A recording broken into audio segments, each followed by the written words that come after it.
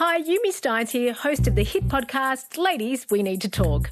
October is Mental Health Month, and to get behind it, we're taking a look at some of the most common mental health disorders facing women, depression and anxiety, and how we can treat them. I love anxiety. I think it's the mental health condition that has the best outcome. You can binge Ladies, We Need to Talk on the ABC Listen app or wherever you get your podcasts. ABC Listen. Podcasts, radio, news, music and more. Australia first got to know Em Rusciano when she appeared on the second series of Australian Idol. Em was reality TV gold. Funny, sparky and super talented. A young stay-at-home mum who'd only ever sung in the bathroom but was ready to give it all on national TV. After making it to the top 10, Em was offered a gig as a breakfast radio host. She then built her very own kind of performance career in singing and comedy. During the Melbourne lockdowns, Em became a wildly successful podcast host. Her latest series, this one about perimenopause, is the magnificently titled Rage Against the Vagine.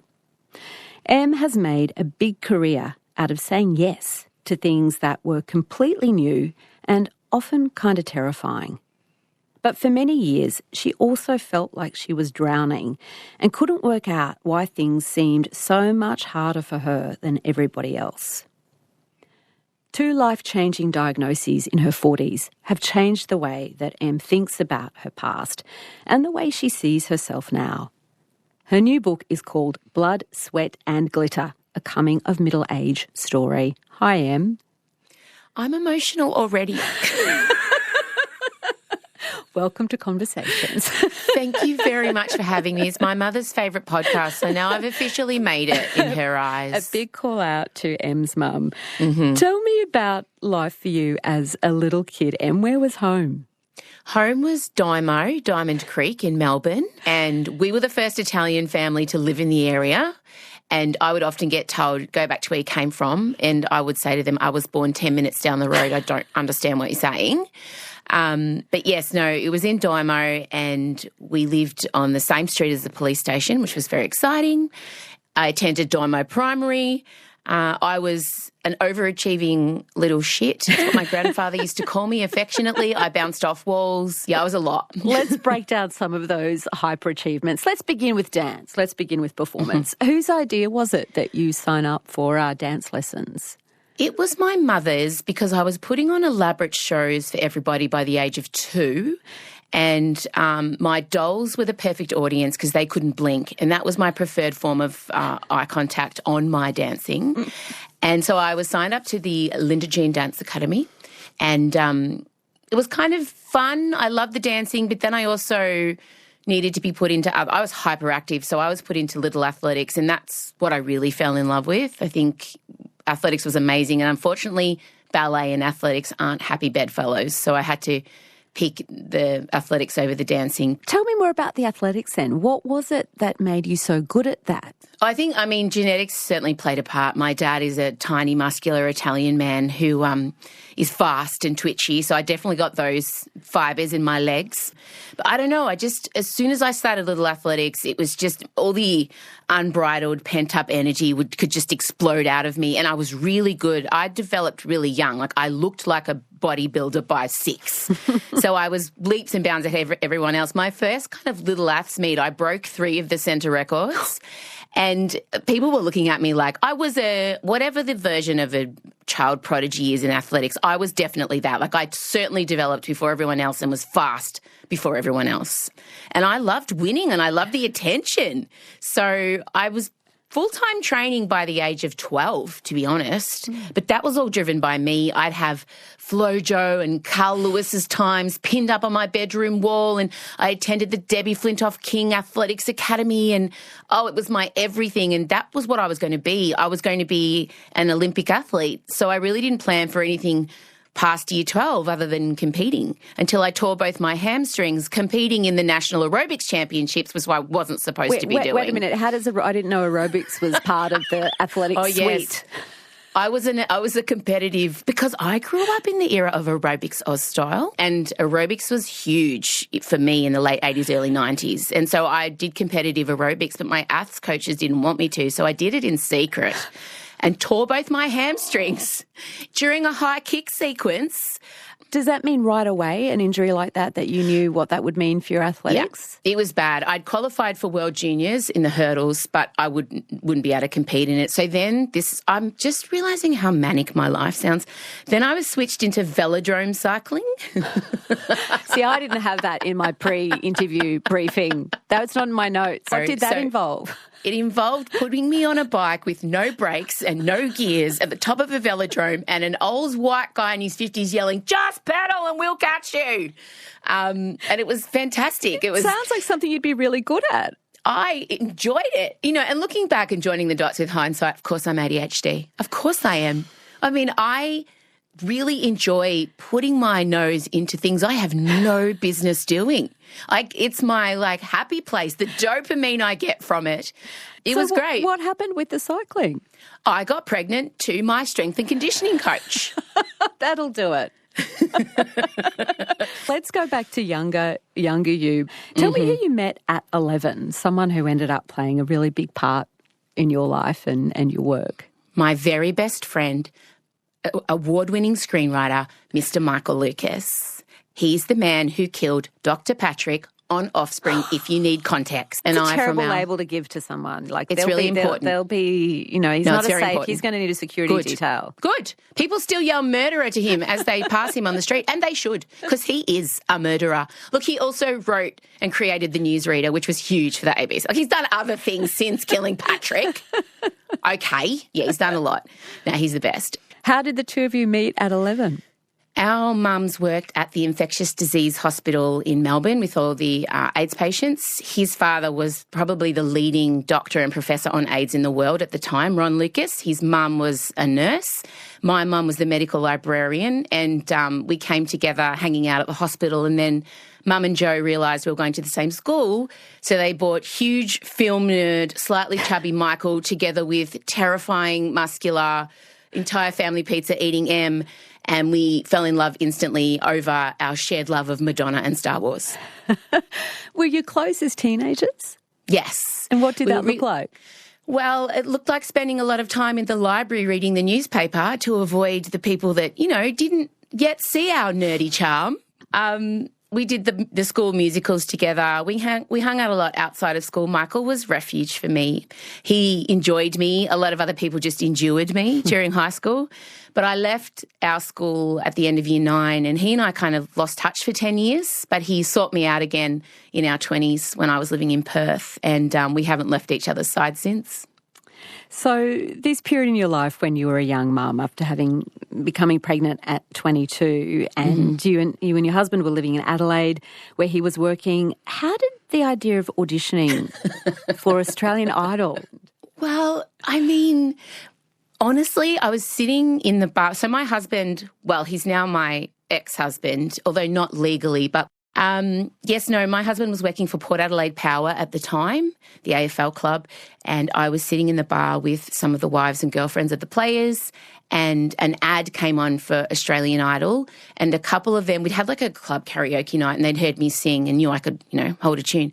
And it was Stephanie Wanganeen, wife at the time of very famous Indigenous footballer Gavin Wanganeen, who said, "Em, you should go up for it."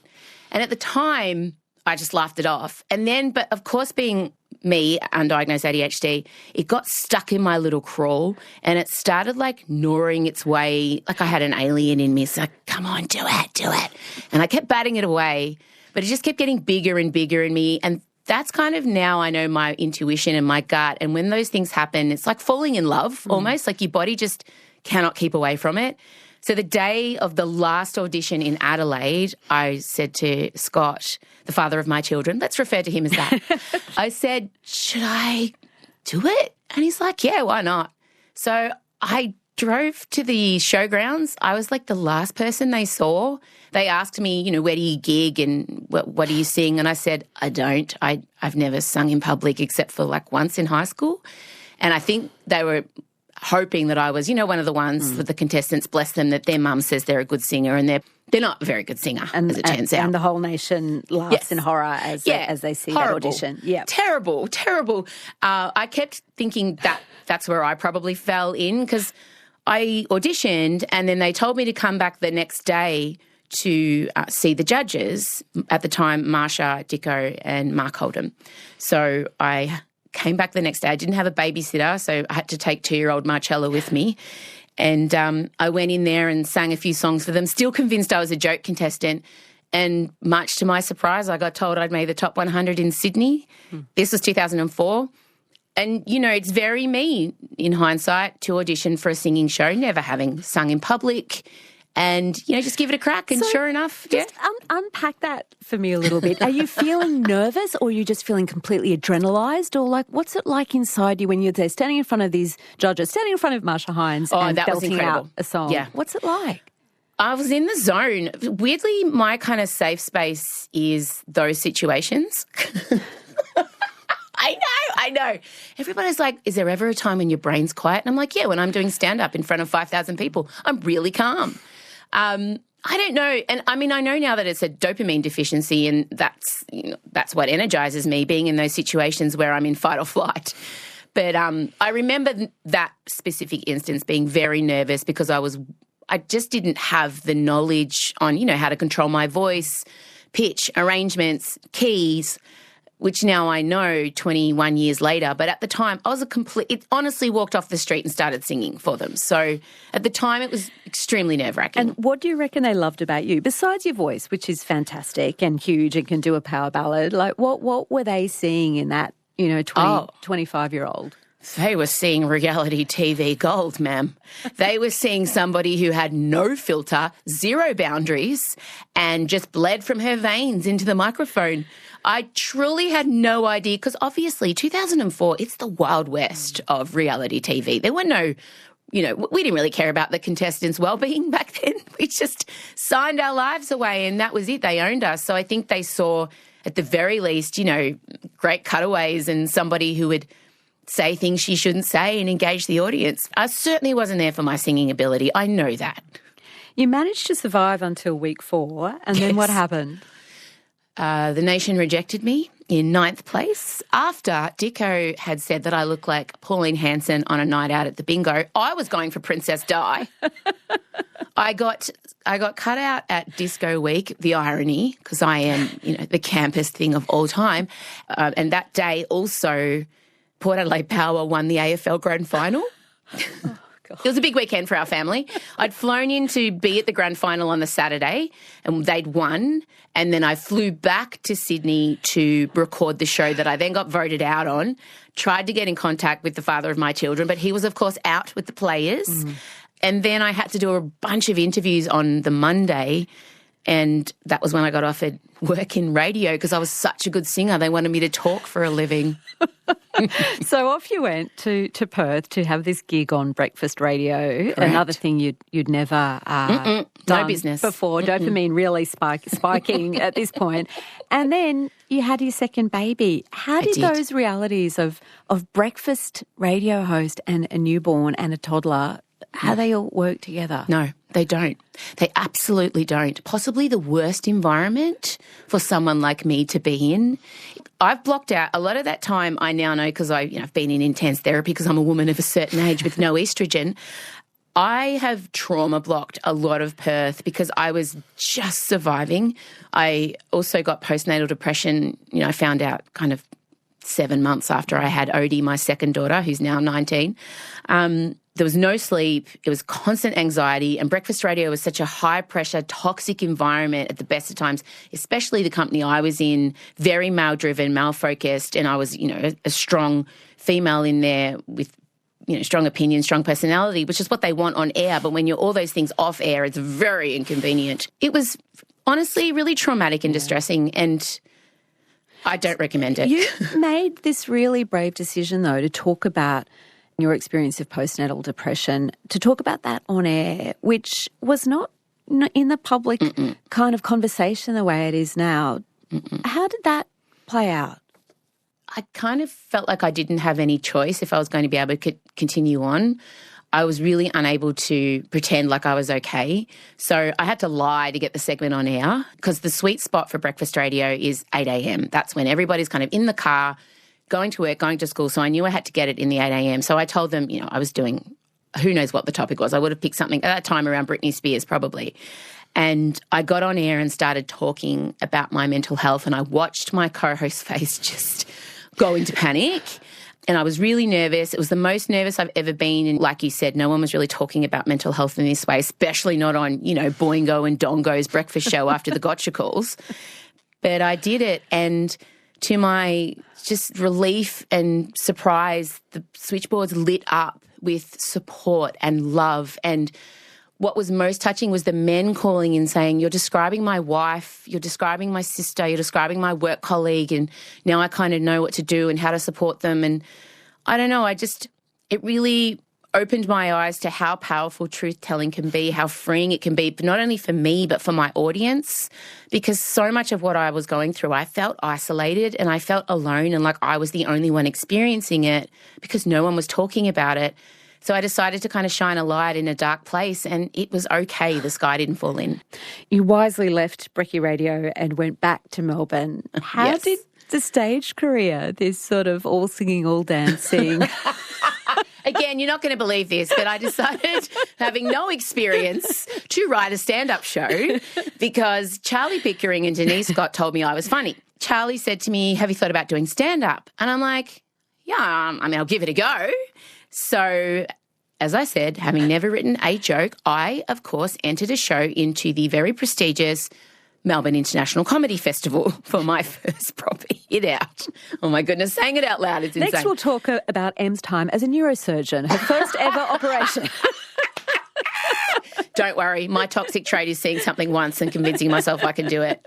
Truly. Well, how did that first show go? Like, how different was it being able to write your own material? It was amazing. Because I guess up until then you'd been doing other people's stuff, in a sense. I was really stuck after leaving breakfast radio. And to be honest, I was a damaged diva. I had a reputation of being difficult. I had a reputation of being unpredictable. I had a reputation of being strong-willed, opinionated, all the things. By the way, those things are never used to describe men. I just want to point that out. So I really couldn't get a job. And Michael Lucas and I were sitting together. I'll never forget it. And I said, I just want to be on stage and I want to sing and I want to tell stories and I want to wear feathers. And he said to me, then do it. And I was just giving me permission. And all of a sudden I'm like, yeah, you know what? I can just do it. So I wrote The Saintly Bitch Sings. It was kind of my first sort of trial show. And I put it on at a place that seated like 40 people. I had backing dancers. Sometimes there was more people on stage than in the audience. And it just lit a fire in me. And for the first time, I felt home. And when I was on stage, it was completely comfortable and quiet and in flow and just felt like there was joy just pumping through my veins. And I realised that's kind of what I was probably meant to do. And I didn't realise that you were allowed to just make up your own job. And it worked. And it works. Yeah. And then you took the interesting decision, Em, of inviting your dad to play guitar with you. Why was that? Why did you want him to be a part of this sort of new metamorphosis of the all singing, all dancing, revealing complex, sticky facts about myself? Come on in, Dad. For the very heartfelt reason that I couldn't afford to pay anyone.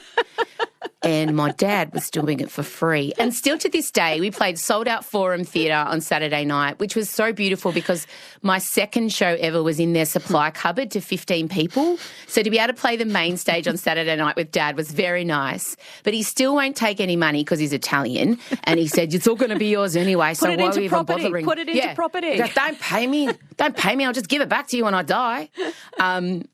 It was just so great. He offered, I was really upset because my guitarist had decided to chase his girlfriend to Canada and I was 2 weeks out from a show and my dad heard me crying because I was living with them at the time. My life was going so well after having quit breakfast radio. And he said, I'll play guitar for you. Oh, by the way, my dad's an excellent musician. He played in a band for 20 years. He supported Joe Cocker and Sammy Davis Jr. when they were here. So it makes sense, this offer. It's not like you saying to someone, I'll play the trombone for you. It's fine. I can do it. Although if you knew my dad, he would learn guitar in 2 weeks and be excellent at it. But no, he offered, and it's just we have not done a show without each other since. So it's just, I love looking over my shoulder and seeing him smiling, and he loves the band. He loves the young blokes. They all chat about guitars and pedals, and it's just lovely. And my daughter sings in the band too now. So there's 3 generations of us on stage, and I can't believe it.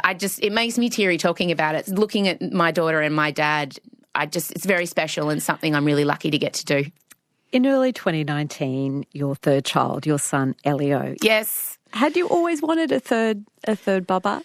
I didn't. I fell pregnant unexpectedly just as I'd kind of started on breakfast radio in Sydney. Great idea, Em. Totally unexpected. Didn't know the factory was still working, and I lost that baby, and I was really devastated, and it ignited in me the realisation that I did want a third child. My other 2 at the time were really grown up. They were 18 and 14, 13. But after losing the baby, I kind of thought, well, maybe I do want a third, and I fell pregnant with Elio when I was 39. Geriatric, as someone who's also had a baby at 39, knows that term that gets put on your form. Yep, so rude. When the doctor said it to me, I was like, sir, how dare you? And then as I got more pregnant, I'm like, I am an old lady growing a human person. Withinst my wombst, it was hell. It was so bad because I'd been pregnant at 22, obviously, and then 27. And then my body's looked at me at 40, 39, 40 and gone, what are you doing? It was the worst. I put on like 40 kilos. Everything went to, like the stretch marks got stretch marks. I got them under my chin. It was hectic. But he arrived and oh, my God, he's a king. He's everyone's favourite. Everyone loves him the best. He's 6 now, but it was enormously life-changing and also terrifying because it was always joked by teachers and coaches. Imagine if Rusciano was in masculine form, what we'd have to deal with. Well, I'm living that reality now. Tell me, back when he was born, what were you planning as you were recovering? Oh, yeah. So we were renovating the house and we were also planning my tour, Rage and Rainbows, my big national tour and a TV special to be filmed and my 40th. So I was in a really good place mentally, as you can hear. And what did you decide to do to mark your 40th? I held a Dynasty-themed 40th birthday party 9 weeks after birthing my son. Not even, probably. I'm March the 1st. He was born Jan 25. No, 4 weeks. Oh, my God, I'm a lunatic. Yeah. Yeah, okay. So I'm getting cold sweats just sort of hearing that. You should. As a plan. So you plan this bigger than Ben-Hur dynasty party. Mm-hmm. How did you enjoy the event itself? I didn't enjoy it. And it is honestly the last time I've seen some of those people because I haven't had an event at my house since, I don't know, I just always thought, it's your 40th, you're supposed to do something big. So I did. I had everyone come to my house, everyone dressed up. The backyard was completely transformed into an 80s lounge room. My son wore a tiny tuxedo. I had waiters with bananas on their shoulders. And it was a way for everyone to meet Elio and see us. It sounds fun. That sounds super fun. What was it like for you? I am fighting for my life in every social interaction I have, which I now know is being autistic and ADHD. But I'm there. I walk into a room and I'm the immediate emotional barometer. And if someone's voice is a bit loud or someone's, drink's empty, I'm constantly looking around for things to fix. So I can't actually be in the moment and enjoy it. I have delayed enjoyment, I now know. So I'm not as hard on myself in social situations where I'm just fighting for my life. I also end up saying the wrong thing, or I'm too blunt, or I'm just always policing and monitoring and hypervigilant, and it's exhausting. So I was hiding in the toilet a lot during that 40th. But then when we got the photos back a few days later, I'm like, I had a really good time. I didn't. But it's like, how you forget how bad birth is? I forget how bad social situations are. And when I get the photos, I'm like, oh, babe, you had a ball. Yeah. But what's the come down like, really, after that? Like after all that social giving? Oh, 2 or 3 days of coma. Like a hangover, like an emotional hangover. And I didn't realise that was part of being neurodivergent in that, my brain just takes in everything. There's no filter. And I also have auditory processing disorder, which means with all the noises around me, if there's more than one source, my brain takes it all in and doesn't know what's important and what it needs to discard. So I'm really exhausted from just trying to keep up with all the sounds, and then someone's maybe talking to me, and So I always just thought that meant I was flawed and not a very good adult or functioning human. And then I found out about sensory overload as a neurodivergent person and autistic burnout. And now I understand why after big social interactions, even after school, I used to have to go and just lay in my room with the blinds shut and a pillow over my head. And because just a day full of socialising with other kids, which I struggled at, by the way. And once I learned all this about myself, I've kind of been able to go back and reframe those negative things. But yeah, my whole life after big social interactions, it takes me a few days to recover from. The rest of 2019, after the big party and its hangover, was taken up with this national tour and, you know, having a new baby and two older kids. Yeah. And then in 2020, lockdowns come and you're in Melbourne. What was your brain doing in that strange time? Eating itself, truly. Because I'm a live performer and our industry went first and is still recovering, to be honest. But I was financially supporting our family and we had to cancel so many dates. And my show, Rage and Rainbows, had been so successful that we were looking at touring it to the States. We were looking at really 2020 was going to be my year. So, yeah, my brain was doing what it does. And, you know, if there is a zombie apocalypse, you want an hyperactive ADHD on your side because I'm very good at pivoting. My brain will just run sideways till it hits the answer. And, yeah, that's when the podcast kind of came to be an idea, I guess. And to start with, it was just Michael Lucas, aforementioned Patrick from Offspring Killer. He and I just started kind of talking about the things that were entertaining us while we were in lockdown, which was, you know, a lot of politics, a lot of pop culture, a lot of personal mayhem. Oh, look at all those P's. And we were doing it from our roofs via Zoom with no equipment. And it ended up debuting at #1, which was wild. And eventually we were able to go and do the show from my own studio. I still have to this day. And so on one hand, this sounds like another case of you step into something completely new and it just goes brilliantly. Like, yes, it's kind of flying by the seat of your pants, but it finds an audience. People love it. It's super successful. But in terms of what COVID did with the lockdowns, where that busyness and the drive and the racing around had to stop. Oh, yeah. You know, for some people that enforced rest was actually really welcome and kind of wonderful. Yeah. For someone like you who'd been burning the candle on every end there is, what did that enforced slowdown and quiet feel like? Well, I had a complete nervous breakdown. I mean, don't want to bury the lead, but it really, it made me realise that I had been going really hard and kind of functioning in a space in my adrenal system that I'd been writing checks my body could no longer cash. And things were getting really hard for me. I was functioning at a quarter of the pace, but finding life really tricky. Emails, shopping lists, remembering why I walked into rooms, those kind of things.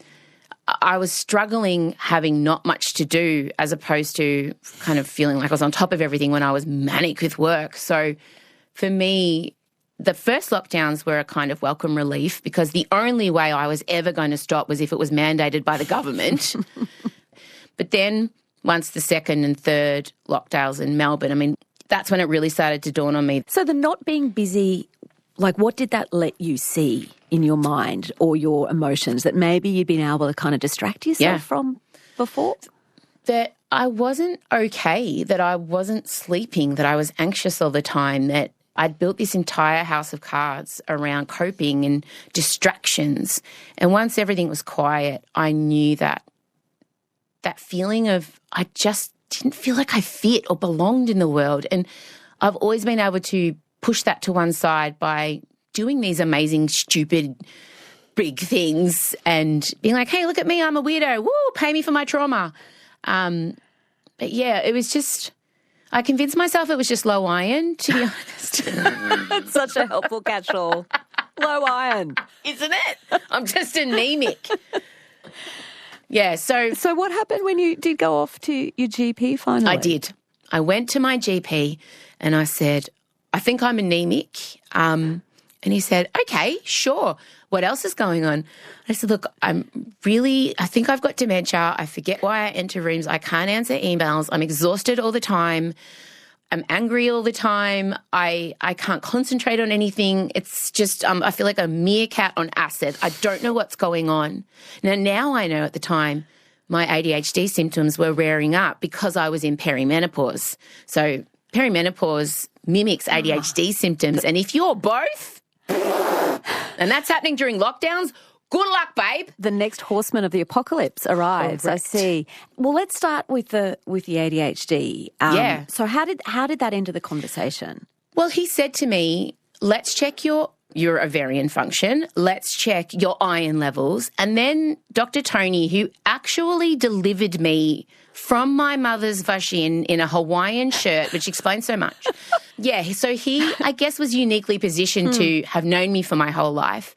And just at the end, as I'm standing up, he tacks on, have you ever thought about ADHD?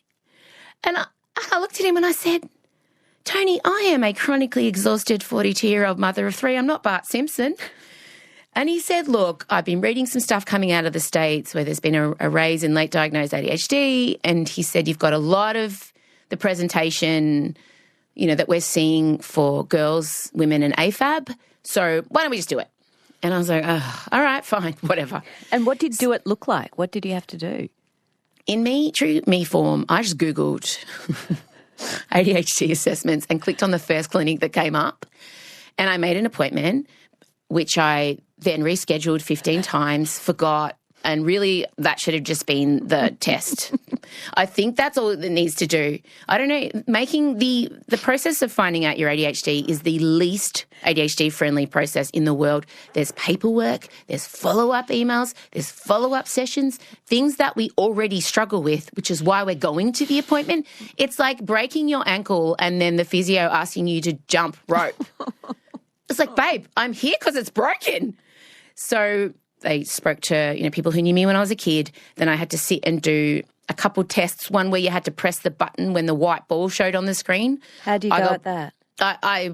I got bored within 10 seconds and started anticipating it. I got distracted because the lady testing me looked like Alanis Morissette, and I was trying to remember who She Wrote You Ought to Know About. Was it Uncle Joey from Full House or was it Ryan Reynolds?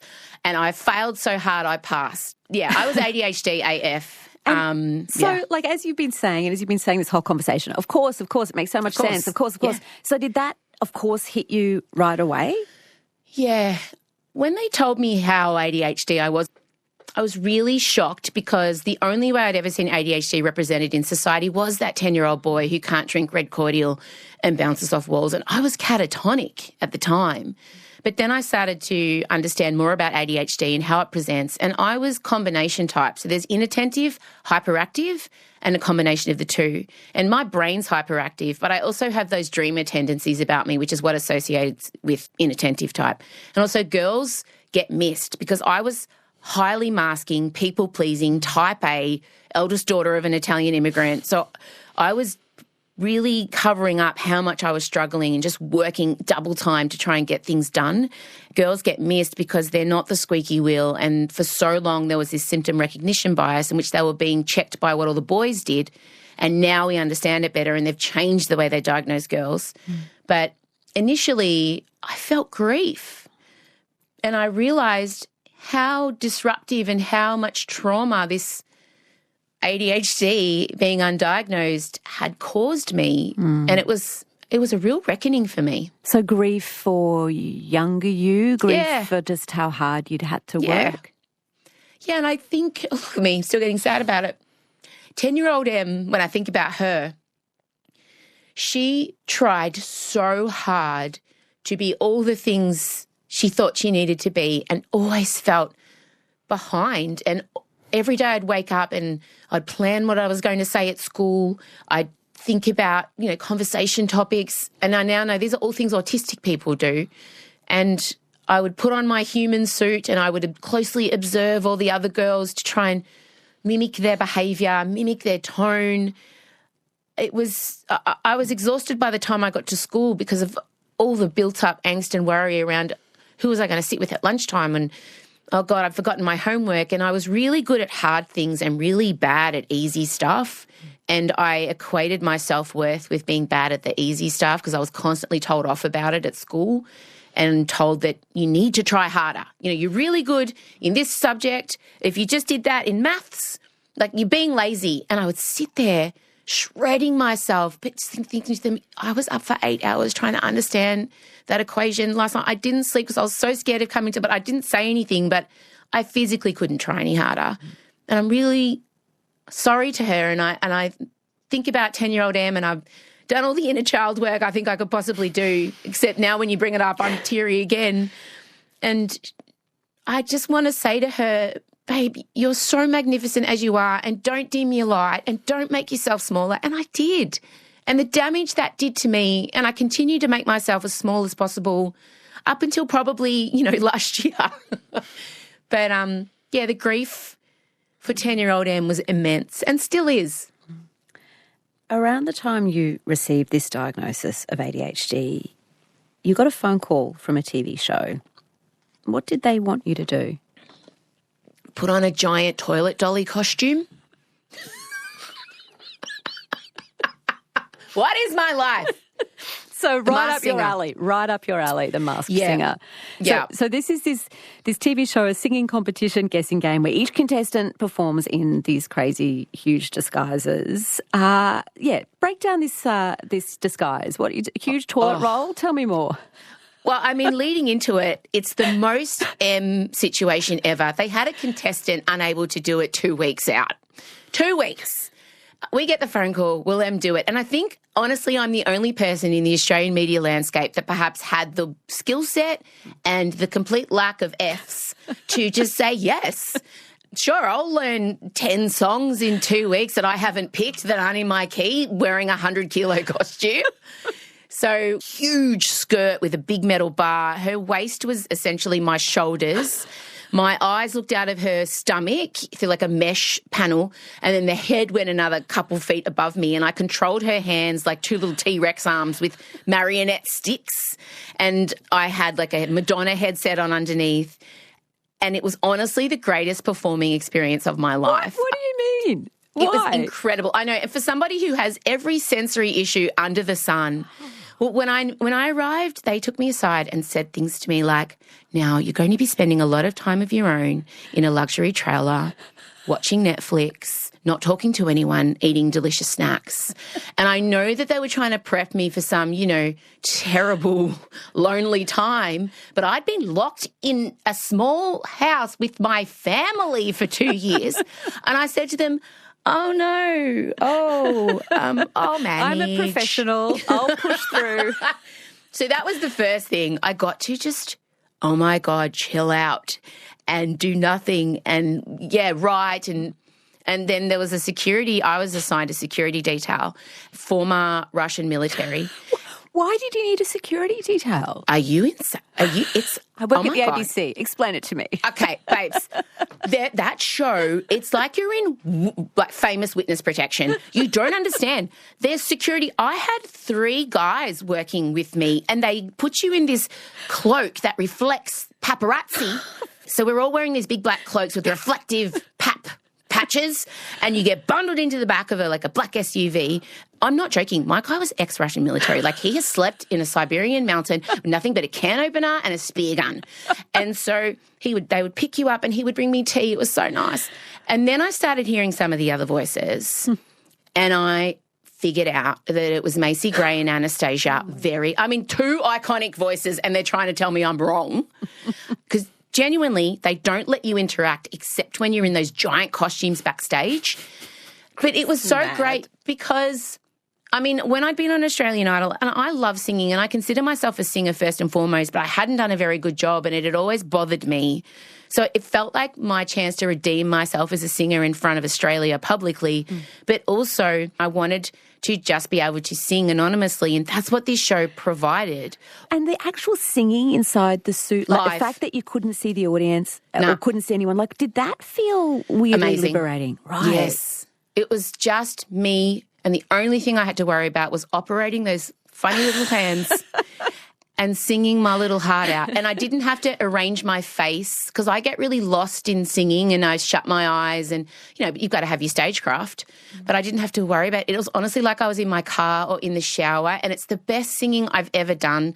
Every single song I performed, they're all online, was live. inside the costume at the time of recording. I was really proud of that. And the sound guy told me, you're one of the few that we use first go every time. I'm like, well, thank you so much. It was just life-affirming and a really positive experience in an industry that up to that point I'd not had great experiences. And then I ended up coming second to Anastasia. I really look back on that experience fondly, but I was enjoying it during it as well. In the midst of all this, the National Press Club was hassling you to do one of these big fancy speeches to the nation. Yeah. You know, you've performed in front of millions of people in everything from the doll suit to front stage. What were you so nervous about with this speech?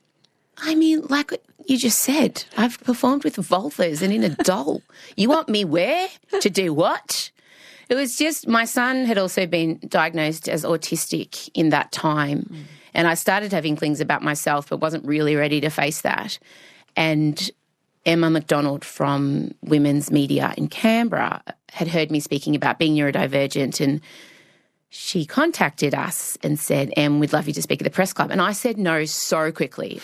Which is really odd for me because I'm so used to saying yes when I feel scared, but I was medicated, I was in therapy, and I was learning to have boundaries. And that felt like a frontier I wasn't yet ready to address, because the National Press Club is for very serious people and I'm decidedly unserious a lot of the time. But she was so persistent and wonderful, and eventually I came around to the idea because I realised that neurodivergence doesn't get that kind of platform ever.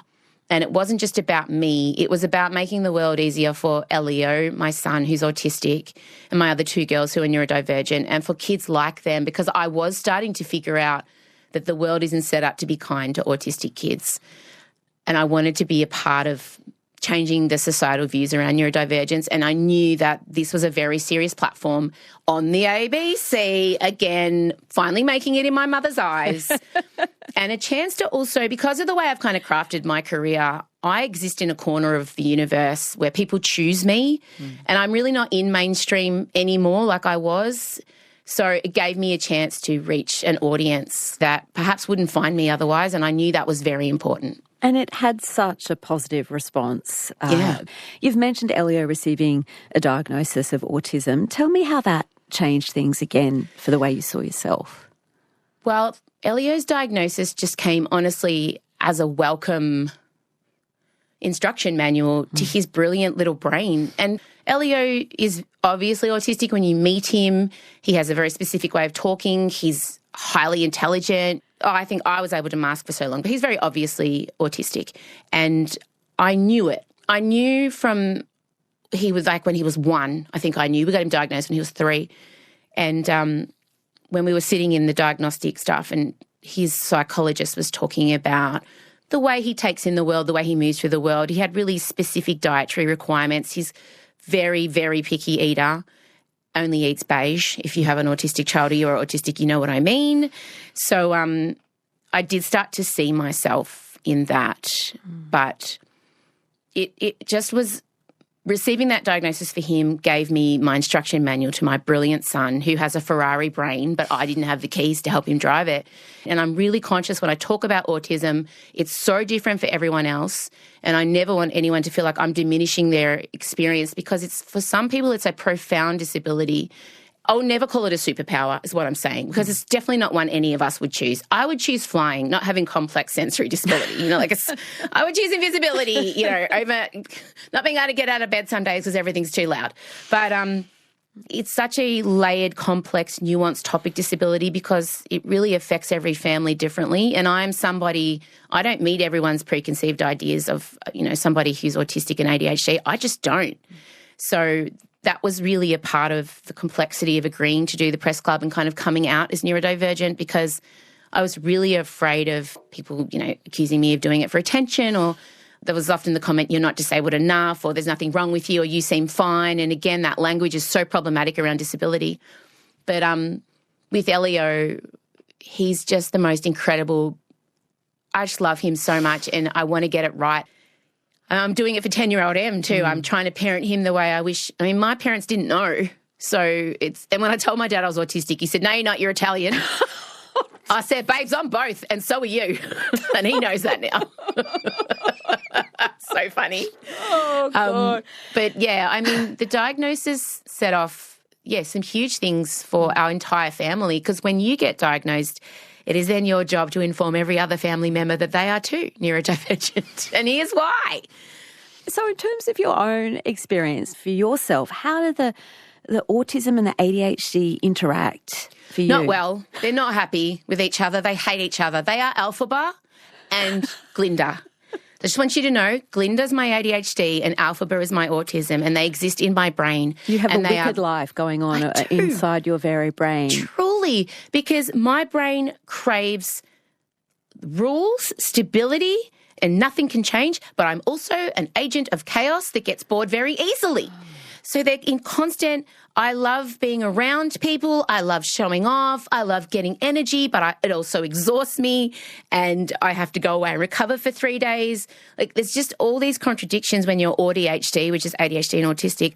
But the interesting thing was my autism, the way it showed up really became prevalent when I got medicated for the ADHD. So the ADHD had just been bullying my autism for the whole time and just winning out, because that's what happens. But once I started on stimulants, I found my autistic traits really coming to the forefront. And that was something, that I had to work on and work with. I was much more sensitive to sound and light and smells and fabrics and touch, just all these things that I'd been able to just kind of push through because I was trying to achieve something. Once I'd calmed down a bit, I realised, and also all these things that I thought were normal, quote unquote, neurotypical, but I grew up in a family full of neurodivergent people, so you only know what you know, right? And if it's just generations and generations of absolute units, you just think that's what it is. So, that was the big thing. That was the big light bulb was, my entire family, the reason I didn't realise was because, we're all like this. Maybe it's hard to dissect our experience, but, I mean, when you talk about these two parts battling, is there one that you feel you've got kind of more loyalty to or affinity to? Is there one that feels more M?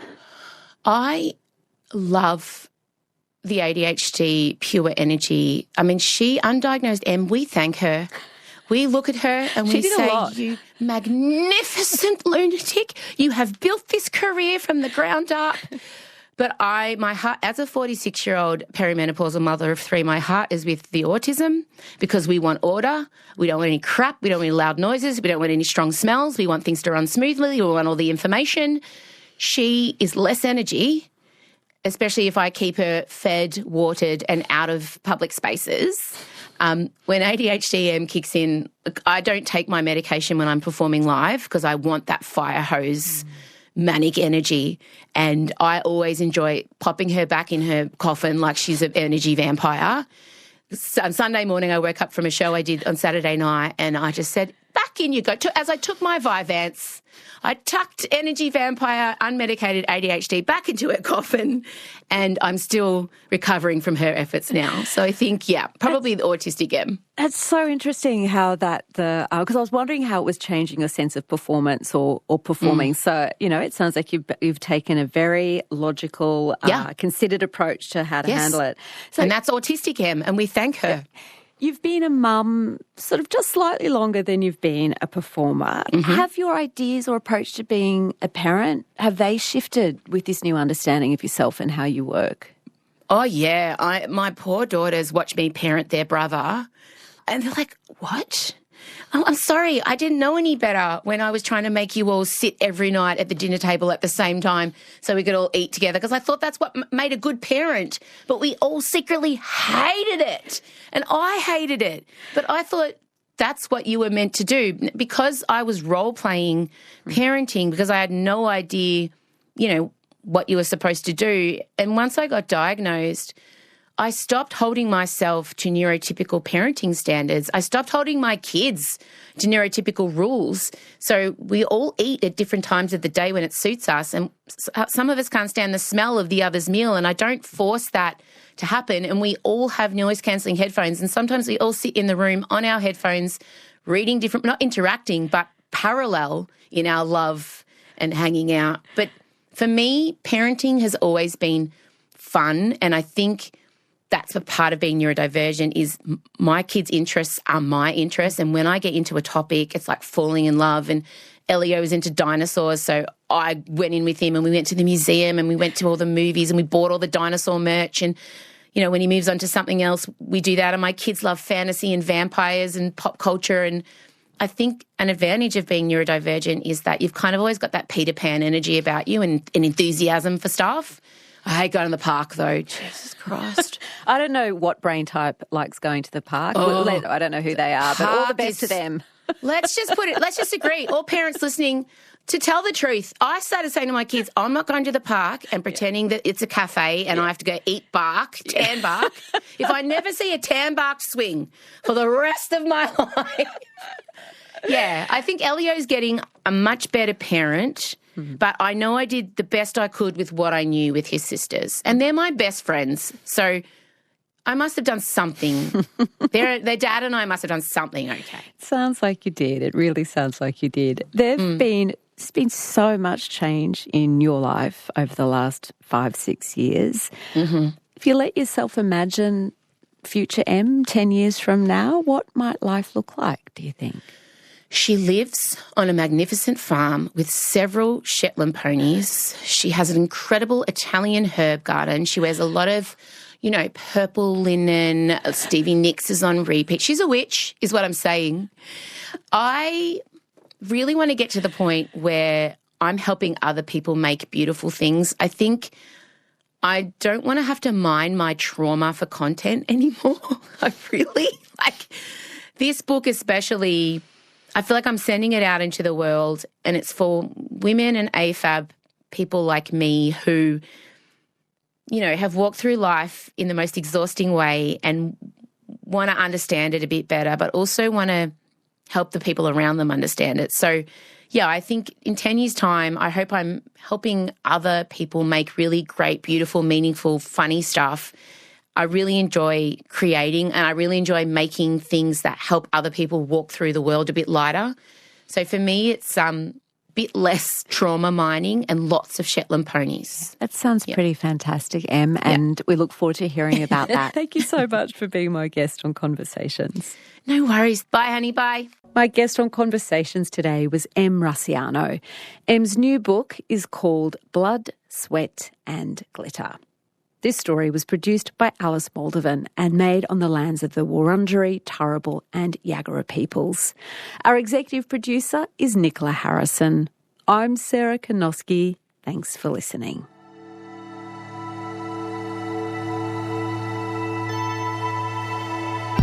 You've been listening to a podcast of Conversations. For more Conversations interviews, please go to the website abc.net.au/conversations.